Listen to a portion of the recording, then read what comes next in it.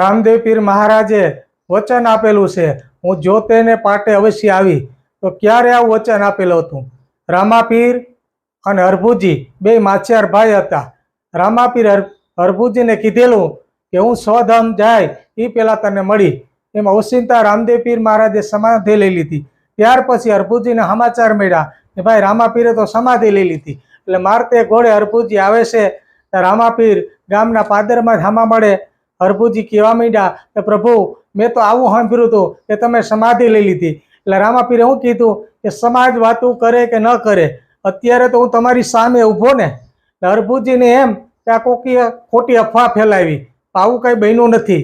પછી હરભુજી રામાપીર બે બેઠા, કહુંબા પાણી પીધા, આનંદમાં આવી ગયા હરભુજી. પછી રામાપીરે હરભુજીને કીધું તમે રણુજા જાઓ અને 3 વસ્તુ લેતા જાઓ. અભય અંછળો અજમલ રાજાને દેજો, આ વીર ગેડિયો વિરમદેને દેજો, અને રતન કટોરો માતા મિણલદેને દેજો. હરભુજી હરખાતા હરખાતા નીકળી ગયા. પાછા પૂછતા ભૂલી ગયા કે તમે ક્યારે આવો. હરભુજી ગયા રણુજામાં, ત્યાં બધા નિરાશ થઈને બેઠા હતા, કોઈના ચહેરા ઉપર તેજ નહોતું. હરભુજી કહેવા માંડ્યા આ બધું શું છે? ત્યારે કીધું કે રામદેવ પીરે સમાધિ લઈ લીધી, એના આજે 2-3 દિવસ થયા. હરભુજી કે હું માનું જ નહીં, રામદેવ પીર ક્યારે સમાધિ લઈએ જ નહીં. હમણાં મને મળ્યા હતા. ત્યારે તુવરા કુળના માણસો કહેવા માંડ્યા કે તમને મળ્યા હતા એ સાબિતી હું.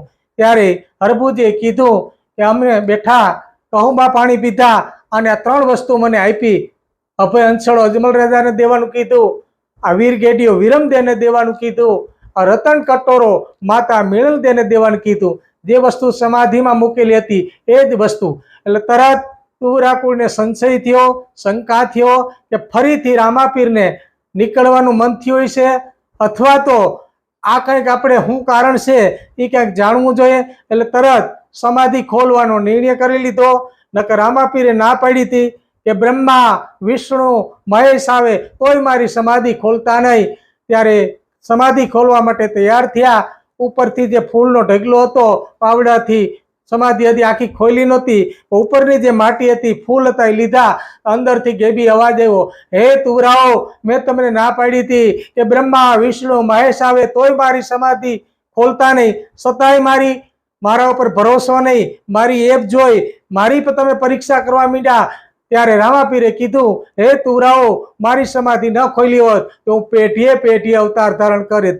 ત્યારે બધા પસ્તાણા, માફી માંગી. ત્યારે રામાપીરે કીધું, હું પેઢીએ પેઢીએ અવતાર ધારણ નહીં કરી, પણ મારું વસન છે, તમને જ્યારે ટાઈમ મળે, બીજ છે, પૂનમ છે, 11 છે, તમને જ્યારે ટાઈમ મળે ત્યારે મારા નામનો પાઠ માંડજો અને હું જોતે ને પાટે અવશ્ય આવી. ત્યારથી આપણે રામદેવજી મહારાજનું લીલું થાપન કરીએ, રામદેવજીનો પાઠ માંડીએ, જ્યોત પ્રકાશ કરીએ, રામદેવ પીર મહારાજની મૂર્તિ મૂકીએ અને શ્રદ્ધા અને વિશ્વાસથી રામાપીર આવે છે.